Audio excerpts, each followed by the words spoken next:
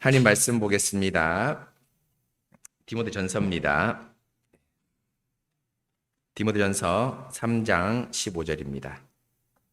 디모데전서 3장 15절 제가 하나님 말씀을 봉독하겠습니다. 만일 내가 지체하면 너로 하여금 하나님의 집에서 어떻게 행하여야 할지를 알게 하려 함이니 이 집은 살아계신 하나님의 교회요 진리의 기둥과 터니라. 아멘.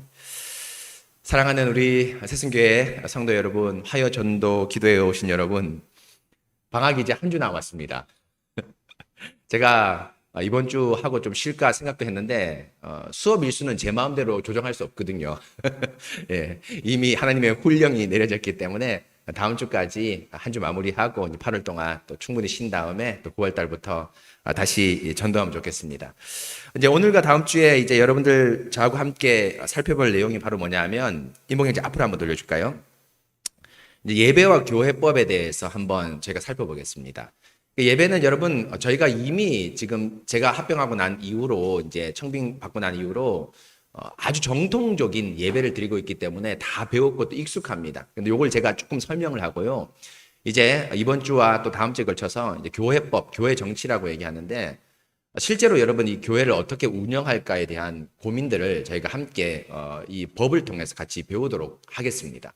사실 여러분 이 장년들 그러니까 웨스트민스터 소교리 문답이나 하이델베르크 요리 문답은 이제 역사적으로 보면 이제 어린 아이들의 공부였습니다. 그러니까 유아 세례를 받고 입교를 하기 전까지 받는 어떤 그런 교육 과정의 하나였고요. 이제 어른들은 뭘 공부하냐 하면 어른들은 사실은 교회법을 배웁니다. 그래서 이 교회법, 교회를 운영할 때 직분을 어떻게 뽑을 것인가, 또 연보를 어떻게 운영할 것인가, 또 성도들의 어떤 친목을 어떻게 도모할 것인가, 구체적인 교회 생활을 이제 사실은 우리 교회법에서 배우는데 이 교회법이 어떤 성경 구절에 근거했고 또 어떤 신앙 고백에 근거했고 또 역사적으로는 이렇게 직분을 뽑을 때 왜 투표를 이렇게 해야 되는지를 교회 역사를 살펴보면서 이런 공부를 하는 것이 교회법인데 이 교회법을 제가 잠깐 맛만 보는 그런 시간을 이제 이번 주와 다음 주 시간에 이제 걸쳐서 하겠습니다. 이제 그런데 여러분 이제 이번 이제 그 다음 화면 보여줄까요? 그걸 보면 이제 이렇게 저희가 이제 하는 이유 가운데 뭐냐 하면 바울 선생님께서 디모데에게 목사 디모데에게 편지를 썼죠. 사도가 목사에게 편지를 썼는데 이 디모데 전서 내용이 여러분 잘 아시다시피 목회서신입니다. 그래서 1차적으로 성도한테 보낸 것이 아니라 누구한테 보냐면 목사 저한테 보낸 겁니다. 그런데 왜 목사한테 보냈냐면 디모데야 교회를 운영할 때 네 마음대로 운영하지 말고 이 교회는 하나님의 교회요 진리의 기둥과 터이기 때문에 반드시 말씀의 기초에서 운영을 해야 된다는 것을 알려주기 위해서 이 디모데전서에 많은 내용을 적었습니다. 그래서 여러분 디모데전서 유심히 읽어보면 알겠지만 뭐 구원이라든지 뭐 우리가 어떤 죄인이라든지 이런 내용보다는 무슨 내용이 많냐면 목사에 대한 내용, 그리고 연보에 대한 내용, 그 다음에 직분을 뽑는 내용, 뽑을 때 그 목사나 장로가 어떤 조건이 돼야 하는지 이런 내용들이 디모데 전서나 디도서 같은 데 많이 담겨 있습니다. 그렇기 때문에 여러분 우리가 설교를 통해서 우리의 죄인됨, 구원됨 이런 것도 잘 배워야 되겠지만 교회에서 또 하나 배워야 될 게 여러분 뭡니까? 직분을 선거할 때 어떻게 해야 되는지 또 여러분 뭡니까? 목사를 청빙할 때 또 장로와 권사와 집사를 청빙할 때 어떤 절차를 거쳐야 되는지 이것도 아주 소중한 저희가 기초를 배워야 되기 때문에 바로 여러분 이 디모데전서를 썼고 또 교회법을 우리 선배들이 만들었습니다. 그러니까 한마디로 결론 내리면 교회의 모든 부분에서 주의 말씀을 따르자. 교회의 모든 부분에서. 그러니까 설교나 예배뿐 아니라 우리가 봉사하는 이 하나, 또 우리가 섬기는 이 하나 부분에도 모든 부분에서 여러분 뭡니까? 교회 질서, 하나님 말씀을 따르자라는 것이 우리 장로교회의 가장 큰 원칙이고 우리 장로교회는 여러분 곳곳마다 주의 말씀이 들어가 있습니다. 그래서 이제 뒤에 보시면 알겠지만 가장 성경적인 교회라는 그 자부심이 바로 실제로 이제 교회법에서 온다고 해도 과언이 아닐 수 있습니다. 그럼 여러분 먼저 이제 교회 예배에 대해서 이제 한번 살펴보겠습니다. 이제 저희 장로교회의 아주 큰 특징이 교회 모든 부분에서 성경적인 방식을 따라서 교회를 운영하는 것이 장로교회의 가장 큰 특징입니다. 그래서 가장 기본적으로 이 모든 것이 토대가 되려면 설교가 성경적인 설교가 돼야 됩니다. 그러니까 뭐 여러분들 어떤 행사 동원하기 위해서 여러분 막 이렇게 말을 잘하는 것 이건 사실 두 번째죠. 여러분 인류 역사에서 교회를 떠나서 말을 제일 잘해서 그 나라 전체를 범죄에 빠뜨린 사람이 있죠. 누굽니까? 여러분 잘 아시는 대로 아돌프 히틀러입니다. 히틀러. 제가 여러분 역사 프로그램 이런 거 좋아해서 가끔씩 보는데 인류 역사에서 연설을 히틀러만큼 잘한 사람이 없습니다. 근데 이 히틀러가 그 뛰어난 언변으로 뭐 했습니까? 독일 국민을 여러분 뭡니까? 전 세계의 살인마로 만들었습니다. 그래서 지금도 여러분 아시다시피 여러분 우리가 옛날에 장난으로 뭐 제가 어렸을 때 요즘은 안 하지만 하이 히틀러 뭐 이런 거 이렇게 많이 했거든요. 근데 지금 독일에서 이렇게 하면 뭡니까? 처벌받습니다. 경범죄로. 왜 처벌받냐면 예를 들면 우리로 치면 일제시대 때 신사참배한 그런 내용이기 때문에 독일 국민들이 우리는 택시 잡을 때 한국 사람들이 독일 가서 잡을 때 이렇게 잡지 않습니까? 이렇게 잡는 것이 바로 독일 경찰들이 보기에는 경범죄에 해당하는 그 정도로 이렇게 독일 국민을 살인마로 쉽게 말하면 만든데 그 가장 큰 원인이 히틀러가 연설을 너무너무 잘하는 사람입니다. 그런데 여러분 연설을 아무리 잘해도 제가 말하는 그 연설을 아무리 잘해도 여러분 내용에서 뭡니까? 우리 주 예수 그리스도가 드러나지 않는다면 그 어떤 연설이라도 그 어떤 설교라도 여러분 사실은 값어치가 없습니다. 그래서 여러분 항상 여러분 저를 감독해 주시고 저를 격려해 주십시오.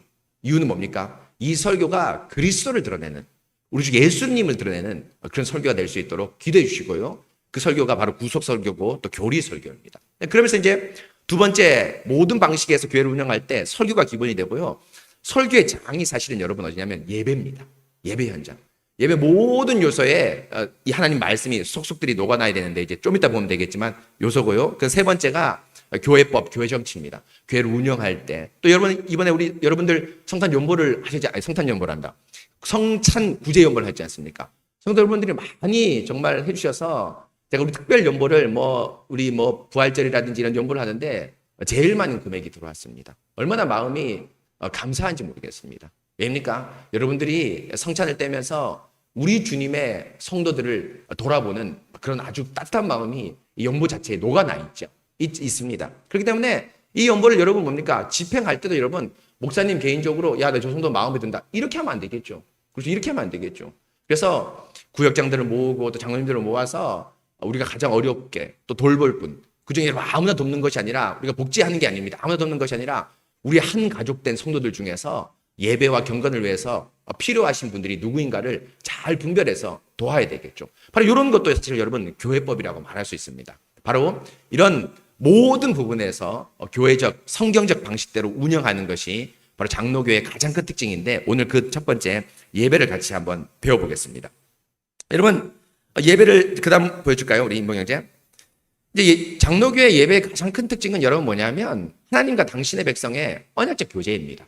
이 예배에서 사실 여러분 목사의 설교가 제일 중요하긴 하지만 이 설교가 강연과 여러분 뭡니까? 강의가 아닙니다. 그러니까 이제 뒤에 보겠지만 뒤에 한번 볼까요? 임봉 형제.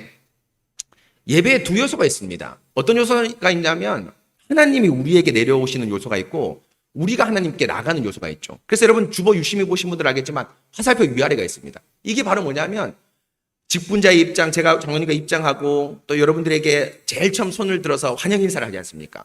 예를 들면 파티를 열었는데 그 파티에 주인이 나오셔서 여러분 잘 오셨습니다. 너무너무 이 자리에서 마음껏 즐기십시오 하는 그런 환영 인사, 하나님 입 대신해서 환영 인사가 바로 그 하나님이 우리에게 오시는 요소고요. 십계명 선포, 설교, 또 강복 선언 이게 여러분 하나님께서 우리에게 오시는 요소입니다. 또 반대로 여러분 하나님께서 우리에게 오시니까 우리가 하나님께 어떻게 합니까? 나가야 되죠. 그 주인이 파티의 주인이 우리에게 잔치를 베풀어 주는데 감사합니다. 너무 잘 먹겠습니다. 하나님 너무 찬양합니다. 하는 요소가 찬송과 연보와 기도와 회개의 이런 요소입니다. 바로 이것이 바로 뭐냐면 하나님과 이 교회에서 이 예배당에서 이 예배에서 교제하는 겁니다. 그래서 여러분 이 교제가 적절하게 잘 어울리는 예배. 그러니까 예배는 언약적 교제다. 이 기본적인 생각을 가지고 예배 드리는 교회는 사실은 죄송스러운 말이지만 장로교회밖에 없다라고 말할 수 있습니다. 뒤에 보시겠지만 하나님 편을 강조하는 교회가 있고 인간의 사람의 재미만을 강조하는 교회가 있지만 이 두 요소를 적절하게 잘 조합시켜서 하나님과 우리하고 같이 교제하는 이 요소는 바로 장로교회 예배 순서밖에 없다고 해도 과언이 아닙니다. 그런데 여러분 이 순서를 보면 하나님과 우리와의 교제 화살표 위아래가 동시에 나타나 있는 그 요소가 있습니다. 여러분 지난주 주보 유심히 보시면 아시겠지만 설교와 성찬, 특별히 성찬은 하나님과 우리와의 즐거운 교제입니다. 설교는 사실은 위에서 아래로 내려오는 요소가 강하죠. 우리의 화답은 예배 드리고 나서 아멘송이나 찬송으로 올려드립니다. 그런데 성찬 같은 경우에는 하나님이 우리에게 떡을 주시죠. 위로 올리신 우리 주 예수 그리스도께서 자신의 살을 찢으시지 않습니까? 그 살을 분배해 주시면 우리가 먹는 행위 자체, 우리가 예수님을 양식 삼는 자체가 바로 위아래로 요소가 올라온 자체인데 그 성찬이 이런 두 요소를 유일하게 포함하고 있는 그 순서라고 말할 수 있습니다. 그런데 여러분 이 모든 순서를 통해서 우리가 추구하는 것이 바로 뭡니까? 바로 하나님께서 우리에게 우리 하나님과 교제하는 것입니다. 그래서 여러분 장로교회 예배는 우리 성도들이 수동적으로 가만히 앉아 있는 것이 아닙니다. 주님께서 말씀 주시면 우리가 화답하고 또 주님께서 은혜 주시면 찬송하고 주님께서 우리에게 물질 복을 주셨기 때문에 여러분 뭡니까? 우리가 연보하고. 그래서 여러분 이 장로교의 언약적 교제의 가장 큰 성경 구절이 임봉영지 앞에 보여줄까요? 바로 역대상 29장 14절입니다. 다윗이 고백한 거죠. 나와 내 백성이 무엇이길래 이처럼 즐거운 마음으로 드릴 힘이 있었나이까. 모든 것이 주께로 말미암아 싸우니 우리가 주의 손에서 받은 것을 주께 드렸을 뿐이니이다. 얼마나 아름다운 고백입니까? 다윗이 하나님께 성전 건축을 위해서 다 준비했습니다. 물질뿐 아니라 모든 것, 설계도까지 다 준비했습니다. 그런데 이 모든 것을 드리면서 다윗이 고백한 말이 뭡니까? 주님, 이것은 원래 제 것이 아니라 누구 겁니다? 주님 겁니다. 주께서 우리에게 주신 것을 다시 주님께 돌려드리는데 그 마음이 뭡니까? 즐거운 마음입니다. 기쁜 마음입니다. 왜입니까? 오늘 새벽 기도도 여러분 묵상하셨겠지만 우리는 물질과 우리의 것을 우리의 모든 것으로 삼지 않고 주님을 모든 것으로 삼기 때문입니다. 여러분 우리가 연보를 하고 시간을 내놓고 성도들과 교제하는 것 여러분 뭡니까? 전혀 아깝지 않죠. 오히려 더 봉사하고 싶고 더 기도하고 싶지 않습니까? 그런 마음 여러분 뭡니까? 우리 마음에 주님으로 꽉 들어차 있기 때문입니다. 주님으로 들어차 있지 않으면 봉사하고 섬기고 헌신하고 싶은 마음 잘 안 듭니다. 아깝죠. 시간 재정 아깝죠. 돈 아깝습니다. 시간 아깝습니다. 또 자기의 건강을 위해서 다른 데 더 투자할 수 있죠. 그런데 여러분 이곳에 나오고 주님께 헌신할 수 있는 이유는 바로 뭡니까? 주님께 모든 것을 받았기 때문에 주님께서 모든 것이 내 안에 있기 때문에 또 그것을 믿음으로 고백하기 때문에 드릴 수가 있는 것이죠. 그래서 여러분 우리 교회 예배는 지루할 틈이 없습니다. 주님께서 주시면 여러분 뭡니까? 우리가 응답하고 또 주님께서 주시면 감사 찬송하고 주님께서 주시면 하나님께 성찬 떼고 너무너무 즐거운 것이죠. 그러면서 여러분 이것이 하나님과 우리와의 언약적 교제, 바로 여기가 교회의 심장이라고 얘기할 수 있는데요. 이것이 바로 예배의 아주 중요한 특징입니다. 그래서 여러분 그 다음 인복경제 보여줄까요? 그 다음 하면 그 말고 그 전에 보면 우리 교회가 다른 순서는 뭐 거의 대동서이한데 다른 용어가 틀린 게 다른 게 있죠. 강복선언입니다.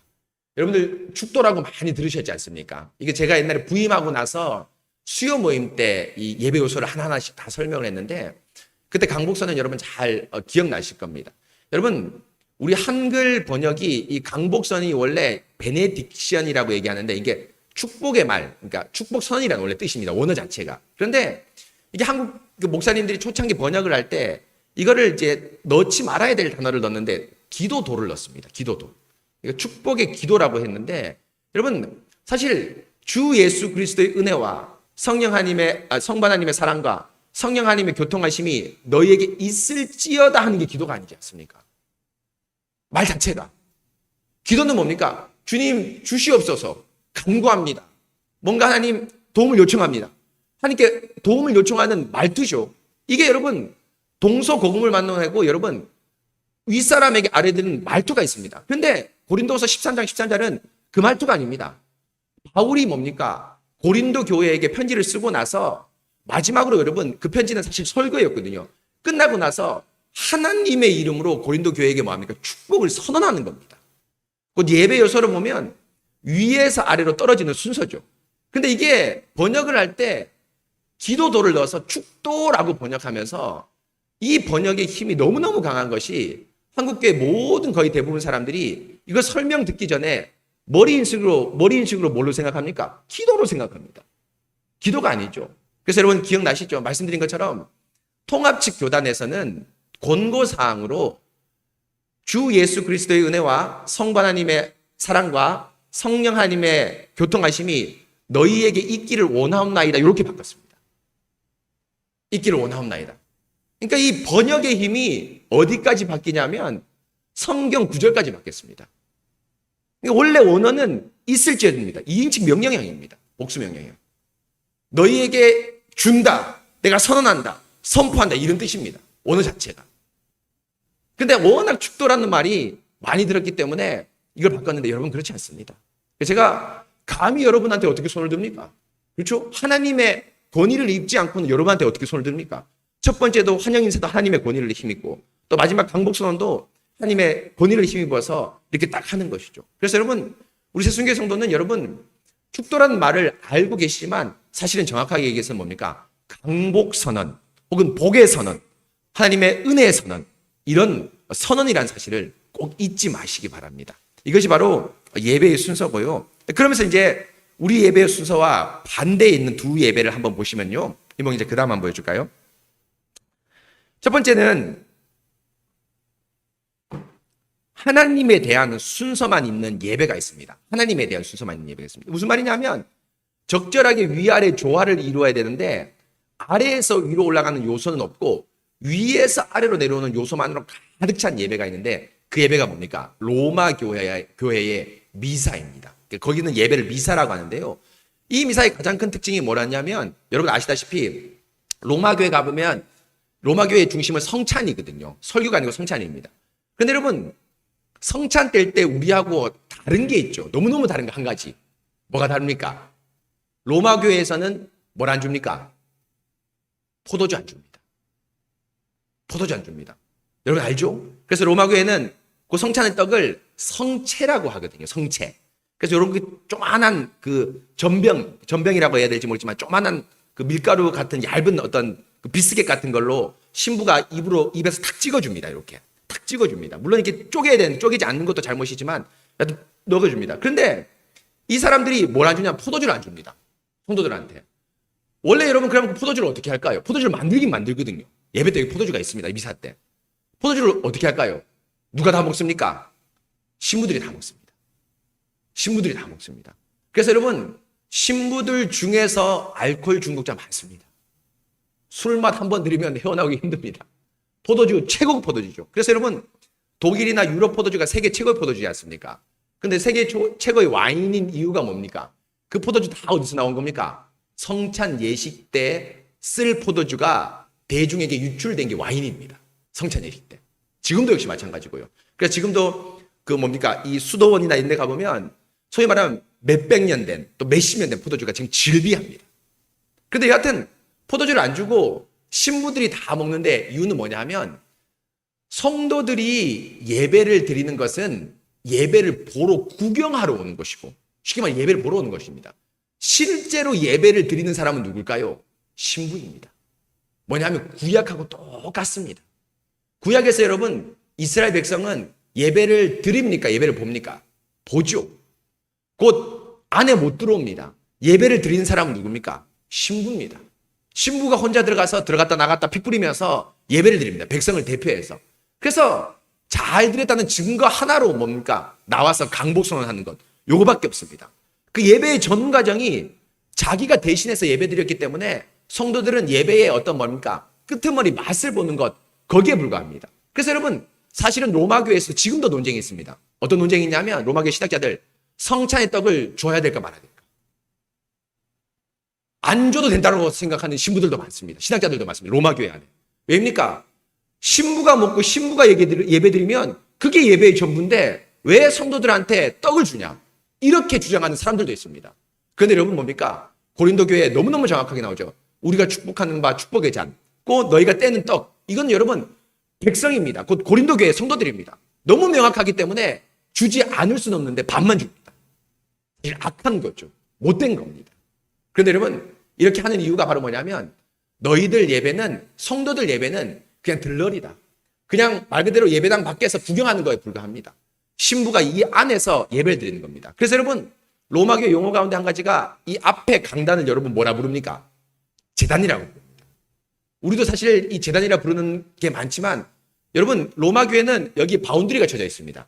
이렇게 어떤 경계가 딱 쳐져 있습니다. 쳐져서 여기 예배 가운데 여기에 들어오면 뭡니까? 권징입니다. 벌 받습니다. 장로님이 연보를 들고 일로 오는 일 상상할 수도 없습니다. 상상할 수도 없습니다. 그래서 한 요 첫 자리에 여기 앉아서 예배 드리는 겁니다. 마치 여러분 뭡니까? 이곳은 거룩한 성소의 구역이고 거기는 여러분 원래 서서 드리거나 아무렇게 되지만 편의를 위해서 자리를 마련해 줬을 뿐입니다. 바로 여러분 이것이 로마교회 예배인데 성도들은 여기서 아무것도 하는 일이 없습니다.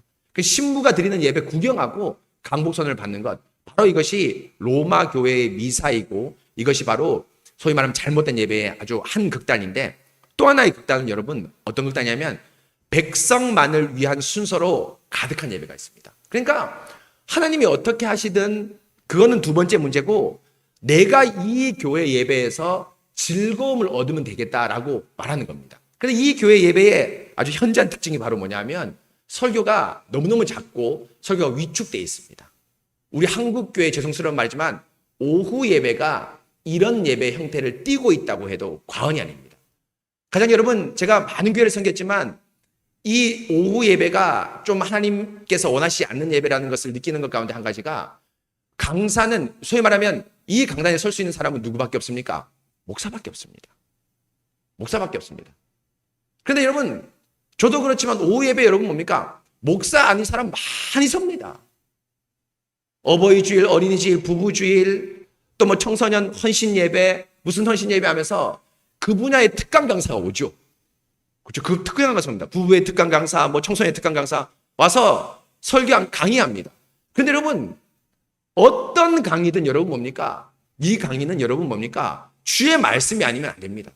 제가 옛날에 어떤 저번에도 한번 예를 든 것 같은데, 모 대학 교수님, 상담 교수님이 여러분 이 강단에서 설교를 했습니다. 청소년 헌신 예배, 중고등부 헌신 예배 때 설교를 했는데 저는 처음부터 마음에 들지 않았습니다. 근데 말은 못하죠. 그때 부교육자이기 때문에 가만히 있었는데, 그분이 어떻게 강의를 하고 갔냐면, 여러분 다 어른들이시기 때문에 제가 좀 얘기를 드리면 자유행위에 대해서 얘기를 했습니다. 그 상담학 교수가. 그래서 자유행위가 청소년들의 어떤 일탈과 탈선을 막기 위해서 괜찮은 것이다 라고 하면서 소위 말하면 자유행위에 대해서 소위 말하면 자유를 줬습니다. 청소년뿐 아니라 우리 앉아있는 어르신 부모님들한테도. 근데 여러분, 이게 맞는 걸까요? 심리학에서 맞습니다. 상담학에서 맞습니다. TV에서는 얘기할 수 있습니다. 그러나 여러분, 자유행위를 하게 되면 여러분 알겠지만 예수님 말한 대로 음욕을 품고 여자를 보는 자마다 이미 뭐 하였다? 가늠하였다. 안 됩니다. 안 됩니다. 안 됩니다. 공적 강단에서 그 얘기를 했습니다. 그래서 제가 말씀드렸지 않습니까? 그래서 우리 요거를 똑같이 강의하는 우리 신학대학원 교수님이 있는데 신원아 교수님입니다. 그분은 이제 일반 대학 교수님이셨고 우리 신학대학원의 신원아 교수님인데, 우리 신학대학원 교수님들은 다 기본적으로 목사입니다. 목사인 사람은 교수가 될 수 없습니다. 신원아 교수님한테 제가 물었습니다. 그거는 일반 상담학의 얘기고 교회 강단에서는 그렇게 얘기하시면 안 된다. 지금 원장 했다가 이제 퇴임하셨거든요. 작년까지 원장 했다가 지금 최승락 교수님으로 바뀌셨는데, 신원아 교수님이 그렇게 얘기했고 저는 이미 그 전에 뭐 확신이 있었습니다. 그래서 여러분, 여기 강단은 여러분 목사만이 행해지는 공적인 강단인데 이 강단에 아무나 쓸 수 없습니다. 그래서 여러분, 제가 여러분 아시다시피 이 강단에 여러분 아무나 안 세웁니다. 아무나 안 세웁니다. 100% 목사님, 또 신뢰할 만한 목사님만 세우고 있죠.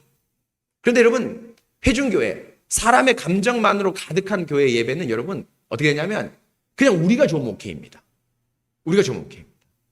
그래서 여러분, 이렇게 강사를 마음대로 세우거나, 또 하나 여러분 말씀드렸지만 찬양 예배, 여러분 이게 나쁘지 않습니다. 그런데 여러분, 이 찬양 예배가 뭘 위축시키면, 설교를 위축시키거나 짧게 하면 이 예배는 이미 회중들이 여러분 뭡니까? 말씀보다 자신의 노래하는 것으로 어떤 자신의 어떤 종교적 스트레스를 풀려고 하는 마음들이 녹아 있는 겁니다. 여러분 잘 기억하셔야 됩니다. 이 양극단의 예배 가운데 우리 교회는 하나님과 우리 안의 교제, 또 우리가 하나님이 올라가는 이 교제로 가득하고 그 중심에 말씀과 성찬이 있는 예배입니다. 그렇기 때문에 여기서 진리의 말씀이 공급되는 펌프질이 돼야 됩니다. 그러니까 심장에서 여러분 피를 뿜어내야 되지 다른 오염물질을 뽑아내 보십시오. 그럼 여러분 몸이 돌아가겠습니까? 안 돌아갑니다. 안 돌아갑니다. 그렇기 때문에 여러분 이 예배가 아니라 이 양육단 예배가 아니라 바른 예배. 정말 우리가 드리는 예배에 대해 자부심을 가지시기 바랍니다. 그러면서 여러분 이제 교회 정치에 대해서 한번 또 같이 몇 가지 살펴보겠습니다. 이 교회 운영의 실제적인 지침이 이제 교회법, 교회 정치인데요. 교회 운영의 기준이 바로 뭐냐면 성경과 신앙 고백입니다. 투표도 안 됩니다. 여러분 말씀드렸지만 직분자가 여러분 우리 장로님 같은 경우 여러분 투표를 하지 않습니까? 근데 여러분 이 투표를 해도 장로님이 여러분 임직이 바로 되지 않습니다. 임직이 바로 되지 않습니다. 여러분 사실 세상은 다르죠. 세상이 대통령 당선이 되는 그 순간 여러분 뭡니까? 청와대 경호팀이 들어옵니다. TV에서 확실 딱 떴다면 여러분 뭡니까? 그때부터 청와대 경호팀이 딱 들어와서 여러분 대통령으로서의 지위를 갖게 되고 대통령으로서 권한을 갖게 되는 거죠. 그런데 여러분 우리가 투표할 때도 여러분 뭡니까? 장로님을 투표할 때도 가이드라인이 있습니다. 가이드라인 있죠? 디모데전서 디도서에 보면 가이드라인 있지 않습니까? 술에 임박히지 않고 가정을 잘 다스리고 믿는 자녀를 두고 또 믿지 않는 사람들에게 칭찬받아야 되는 가이드라인이 있습니다. 하나님의 뜻을 누구를 통해 확인하는 겁니까? 바로 성도를 통해서 확인하는 겁니다. 그렇기 때문에 직분자가 성도를 통해서 확인되었지만 최종 권한은 하나님께 있기 때문에 안수를 통해서 여러분 뭡니까? 임직이 될 때까지 모든 직분은 잠시 보류입니다. 보류. 곧 하나님께 우리가 추천하는 거죠. 천거하는 겁니다. 그런데 이 모든 것을 하는 이유가 뭡니까? 가장 성경적이고 가장 신앙 고백적으로 교회를 운영하는 것이 교회법의 아주 중요한 목표입니다. 그래서 여러분 장년들의 성경 공부가 뭡니까? 교회법입니다. 교회법입니다. 제가 수차례 얘기했지만 오전 예배는 성경 구속사 설교, 오후 예배는 교리 설교. 최종적으로 수요 모임은 뭡니까? 교회법 공부가 제 최종 목표입니다. 모든 성도들이 나와서 교회를 실제로 어떻게 운영하는지를 공부하는 것이 제 최종 목표인데 그 교회법 운영을 공부하기 전에 제가 성경 강의로서 쭉쭉쭉 하고 있습니다. 그렇기 때문에 여러분 이 교회법이 너무너무 중요한 것이고요. 직분자의 성경, 재정의 운영과 관리, 교회 각종 봉사 등 이 교회법이 여러분 뭡니까? 우리 신앙생활에 아주 중요한 소위 말하면 기초 가운데 하나임을 기억하시기 바랍니다. 그러면서 여러분 이 교회법이 녹아있는 것이요. 우리 인봉형제 그 다음 볼까요? 네, 저희 고신총회에서는 헌법이 있습니다. 여러분 뭐 소결이 문답 헌법 있죠. 뒤에 우리 헌법이 쫙 꼽혀 있는데 다른 교회 성도들 가끔 오셔서 저한테 얘기합니다. 목사님 이게 헌법이 왜 이렇게 많습니까? 기본이죠. 헌법을 들고 다니고 가지고 있는 거는. 이 헌법에 여러분 4가지가 지금 포함되어 있는데 예배 지침과 교회 정치, 권징조례, 헌법적 규칙 나와 있습니다. 근데 4번째 헌법적 규칙은 부록입니다. 그러니까 이렇게 미비한 점은 1번, 2번, 3번의 미비한 점은 이런 규칙과 조례에 의해서 결정하십시오 하는 것인데 4번째는 이제 덤이고 이제 부록이고 1, 2, 3번의 핵심인데 뭐냐면 예배 지침, 교회 정치, 권징조례가 납니다. 물론 앞부분에는 뭡니까? 신앙 표준이 있죠. 웨스터민스터 신앙 고백서 대소결의 문답이 있는데 그 반, 그러니까 소위 말하면 그 반, 우리 교회 행정에 대한 것인데 예배와 정치와 권징조례가 나옵니다. 그래서 이 예배 지침 보면 우리 지난주일날 지혜자매가 서약을 했지 않습니까? 이 서약, 이 예배 지침에 다 나와 있습니다. 제가 임의로 만든 것이 아니라 그 서약을 받는 문답이 다 나와 있는데 그 모든 순서가 성경적으로 진행되기 위해서 예배 지침에 다 규정이 되어 있고요. 또 교회 정치, 여러분 아까 제가 말한 대로 이 헌법의 핵심적인 것 가운데 한 가지인데 교회 직분자 선거, 또 운영, 또 여러 가지 절기들 이런 것들에 대해서 정치에 이미 나와 있습니다. 그리고 또 하나 중요한 게 이제 권징조례입니다. 우리 교회 가운데는 이런 일이 없어야 되겠지만 성도의 불미스러운 일이 있을 때 권징이 어떻게 일어나는가라는 것을 아주 잘 설명되어 있습니다. 그런데 이 예배 지침, 교회 정치, 권징조례, 헌법적 규칙 이것은 우리 장로교회, 우리 고신측뿐 아니라 모든 교회가 거의 다 가지고 있습니다. 그런데 우리 고신교회만 가지고 있는 것이 제가 말씀드렸지만 헌법 해설입니다. 이건 우리의 너무너무 큰 자랑입니다. 왜입니까? 이 헌법을 여러분 뭡니까? 해설해 놨습니다. 지금 여러분 이 녹색, 파란색으로 표시되어 있는데 이것은 지금 마산의 작은빛 교회 성희찬 목사님이 거의 집필을 했습니다. 이 성희찬 목사님이 네덜란드에 가서 헌법에 대한 공부를 소위 말하면 다 배워오셔서 여러분 뭡니까? 이것이 어떤 성경 구절에 기초해 있고 칼빈에서 어떻게 되어 있고 미국 장로교에서 어떻게 되어 있고 네덜란드 개혁교회에서는 어떻게 했다? 이것이 너무너무 잘 나와 있습니다. 이건 사실 여러분 교단의 보화 같은 존재입니다. 보화 같은 존재. 어떤 다른 타교단도 여러분 뭡니까? 어떤 학자도 예를 들면 직분자 선거를 할 때 투표를 여러분 1회만 해야 됩니다. 우리 헌법에도 여러분 이게 좀 미스인데요. 1회만 해야 됩니다. 근데 우리 헌법은 2회 할 수 있도록 그 자리에서 2번 할 수 있도록 되어 있습니다. 근데 여러분 2번 할 때 여러분 첫 번째에서 5명 뽑아야 되는데 3명밖에 못 뽑았습니다. 그럼 2명을 거리에서 뽑아야 되지 않습니까? 2명 뽑을 때 여러분 뭡니까? 기준이 조금 모자라도 뽑아주고자 하는 심리가 됩니다. 그 두 번째 선거를 하지 않는 것이 장로교의 원칙입니다. 이게 헌법에서 나와 있습니다. 헌법에는 안 나와 있지만. 성희찬 목사님이 헌법을 집필할 때 들어가지 못했습니다. 근데 헌법 해설을 집필할 때 들어갔는데요. 그래서 여러분 이것이 왜 이렇게 됐는지를 잘 설명드립니다. 그래서 제가 깜짝 놀란 것이 제 교회 제 후배 중에 하나 영천에서 교회를 하는데 이번에 직분자 선거가 있더라고요. 직분자 선거를 할 때 그 은퇴하신 장로님이 이렇게 얘기했습니다. 자, 목사님, 우리 2번 선거하지 맙시다. 5명 뽑는데 3명 주시면 3명 합시다. 하면서 헌법을 배우지 않았는데도 그 장로님이 뭐라 했냐면 2번째부터 그냥 우리가 투표하는 거죠. 2번째부터 그냥 우리가 그냥 좀 부족하지만 투표하는 거죠. 목사님 한 번만 투표합시다. 이렇게 그 장로님한테, 은퇴 장로님한테 건의를 받았다는 거예요. 건의를 받았다는 거예요. 제가 형님 맞습니까? 저한테 묻더라고요. 제가 여기 관심이 있어서 이걸 좀 알거든요. 헌법을. 그러니까 야, 너희 장로님 대단하다. 너희 장로님 대단하다. 수많은 선거를 해보면서, 그렇죠? 수많은 선거를 하면서 이걸 깨달은 거죠. 스스로가. 가르쳐주지 않아도. 깨달은 거죠. 이 모든 것이 여러분 헌법 해설에 녹아나 있습니다. 그래서 여러분 최선 여기 계신 분들은 헌법 해설 하나 사십시오. 우리 송이자매한테 헌법 해설 한 번 부탁하면 헌법 해설을 구입할 수 있습니다. 그러니까 목사님이 직분자 선거를 하거나 뭐 할 때 헌법 해설 한번 쭉 읽어보십시오. 쭉 읽어보고 목사님 이거 잘못됐는데요 하면 아이고 죄송합니다 목사님 하면서 바르게 교회를 이끌어갈 수 있겠죠. 그래서 이렇게 아름다운 것이 2개 저희 교회 가운데 나와 있고 또 하나 특징이 여러분 뭐냐면 헌법에 보면 우리는 1번이 예배 지침이지 않습니까? 그런데 타 교단은 교회 정치가 1번입니다. 이게 여러분 사실은 교회 정치가 중요하긴 하지만 뭐보다 앞설 수 없습니까? 예배보다 앞설 수 없습니다. 예배가 제일 중요하죠. 그래서 우리 선교사님들이 미국 장로교회 헌법을 가져올 때 정치를 1번으로 해서 가왔는데 이게 2011년판 헌법입니다. 92년판 한 번 개정되고 2011년판 개정되었고 지금 2011년판을 저희가 쓰고 있는데 2011년판 개정했을 때 헌법위원들이 교회 정치를 2번으로 놓고 예배 지침을 1번으로 넣었습니다. 이것도 너무너무 대단한 겁니다. 왜입니까? 우리의 심장은 직분자 투표를 하거나 재정을 운영하거나 교회를 어떻게 운영하는 것 그것도 중요하지만 더 중요한 게 뭐다? 예배다. 하면서 예배 지침을 1번으로 넣었는데 다른 교단하고 다른 아주 중요한 특징입니다. 바로 이런 특징이 있다는 것을 기억하시고요. 한 가지만 더 여러분 우리 살펴보고 다음 주에 살펴보겠습니다. 그 다음 넘어볼까요? 개체교회 우리가 여러분 이거 우리 예배할 때 배웠습니다. 이건 넘어가고요. 이거 한번 읽어보기만 하겠습니다.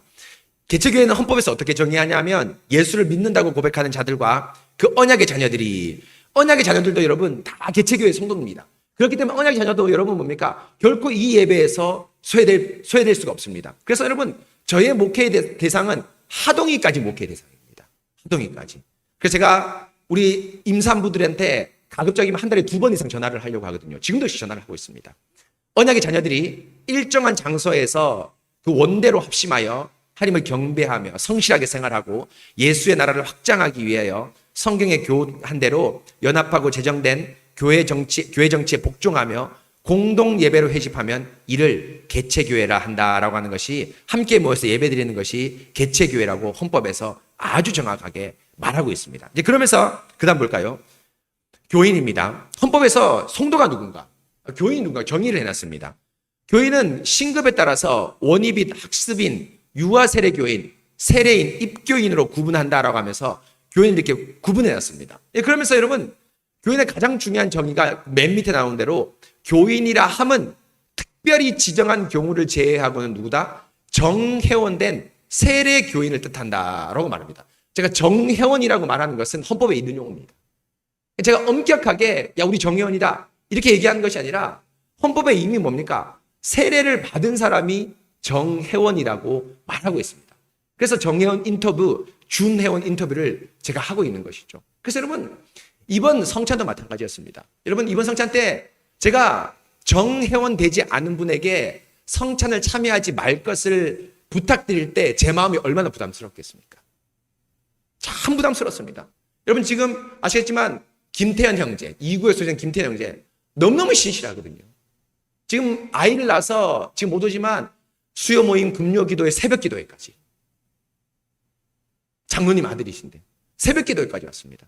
자기는 이 교회 올 때 자연스럽게 등록을 하면 교인이라고 생각했죠. 그냥 등록은 여러분 교인의 되기 위한 순서를 밟는 스타트입니다. 제가 처음부터 말씀드렸습니다. 그런데 이번에 여러분 성찬을 참여할 때 제가 말하기가 너무너무 부담스럽더라고요. 그래서 태현 형제 남아서 잠깐 남으십시오 하고 예배를 드리니까 태현 형제가 제가 이해하니까 목사님 잘 이해합니다. 너무 감사합니다. 얘기해 주시더라고요. 그러면서 이번 성찬을 쭉 베풀고 나서 태현 형제가 어떤 소망이 생겼는지 아십니까? 자기도 빨리 기초교리 교육 받고 여기에서 함께 신앙 고백을 하고 싶다는 소망이 더 생겼습니다. 그래서 기초교리반을 이제 8월부터 제가 주중에 할 생각인데요. 그때 여러분 뭡니까? 사실 우리 태연 형제보다 더 소망하는 게 우리 보람자. 지금 아직 100일이 안 됐습니다. 지금 몸을 아직 덜 풀었죠, 쉽게 말하면.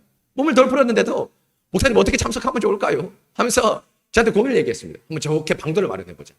오히려 여러분 어설프게 받는 것보다, 그렇죠? 어설프게 받는 것보다 성경과 교회법에 따라서 정확하게 받으면 어떻게 합니까? 성도들이 이 교회에 더 가입하고 싶은 소망이 생깁니다. 소망이 생깁니다. 그럼 여러분 교회가 어떻게 됩니까? 더 단단해집니다. 더 한 가족이 됩니다. 그래서 여러분 우리가 연보하고 이제 구제를 할 텐데요. 여러분 한두 번 나온 사람 연보하면 구제하면 안 됩니다.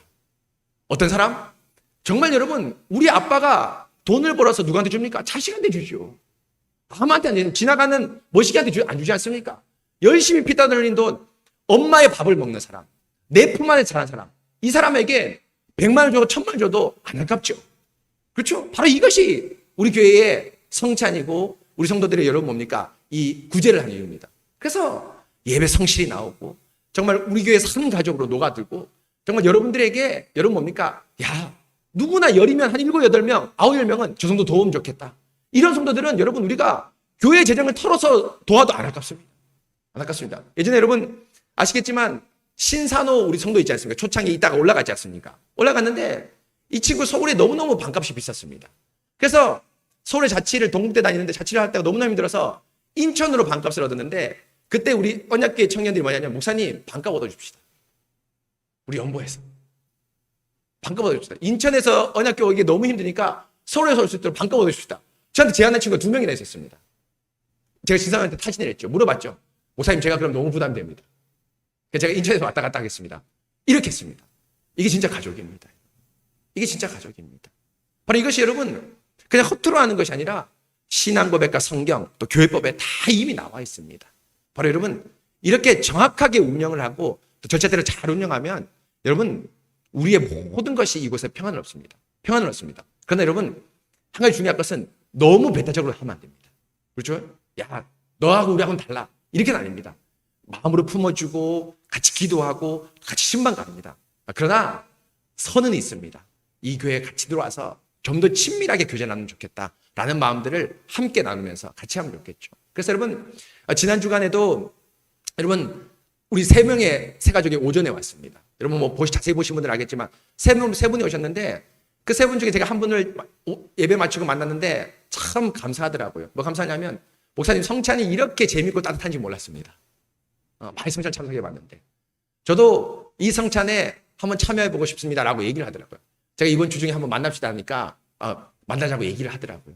그래서 이번 주에 만나서 또 신방하면서 우리 교회 함께 했으면 좋겠다고 제가 얘기 드릴 계획인데 얼마나 감사한 일입니까? 여러분 그래서 어설픈 우리의 지혜로 교회를 다스리는 것이 아니라 성경과 신앙 고백 이미 선배들이 해놓은 그 절차대로 교회를 잘 따라가면 교회는 여러분 최소한 진리에서 이탈되는 경우는 없습니다. 안전하고 평안하게 잘 나가게 되어 있습니다. 우리 권사님들, 우리 집사님들, 우리 장로님들이 이 부분에서 너무너무 잘 정말 뭡니까? 마음으로 잘 따라오셔서 얼마나 감사한지 모릅니다. 그래서 제가 여러분 목에 참 힘이 나는 게 뭐냐면 제가 여러분 낯선 제도를 지금 가지고 왔지 않습니까? 그렇죠? 낯선 제도를 가지고 왔습니다. 그런데 우리 권사님 장로님들 좀 부담이 될 수도 있겠죠. 집사님들 부담이 될 수도 있겠습니다. 수십 평생 한 번도 안 해봤는데 목사님이 갑자기 와서 이렇게 하니까요. 그런데 여러분 여러분들이 가만히 들어보십시오. 또 가만히 들어보시니까 맞다고 생각하시면 따라오시면 됩니다. 그런데 우리 성도님들 잘 따라오고 계십니다. 제가 여러분 천천히 다 설명해 드리겠습니다. 이것이 왜 이렇게 하고 저렇게 하는지 다 설명해 드리겠습니다. 제가 제 머리로 저희 아량으로 하는 것이 아니라 말씀과 신앙 고백, 법에, 헌법에 기초한 대로 운영한다는 사실 잊지 마시기 바랍니다. 그럴 때 여러분 우리 교회가 더 아름답게 되고 더 단단하게 됩니다. 바로 새순교회 강소교회, 그렇죠? 작지만 강한 교회입니다.